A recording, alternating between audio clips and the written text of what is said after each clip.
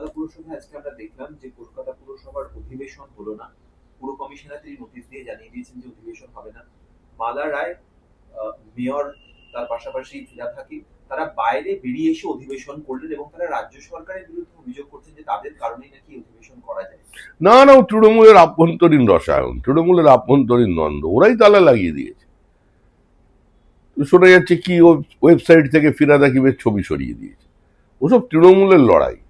কেউ বলছেন মুখ্যমন্ত্রী বকাবকি করেছেন, কেউ একজন পদত্যাগ করেছেন, তার জন্য ফিরহাদ হাকিমও পদত্যাগ করতে চাইছিলেন, কিন্তু যেহেতু সামনে বর্ষা সেই জন্য উনি এখন করতে চাইছেন না। এগুলো আপনারাই সব সংবাদ মাধ্যমে বলছেন।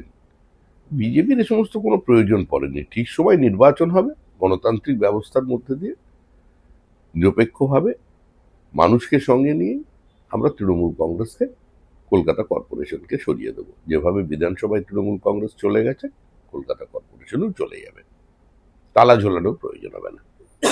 প্রধানমন্ত্রীর সঙ্গে শুভেন্দু অধিকারী সাক্ষাৎ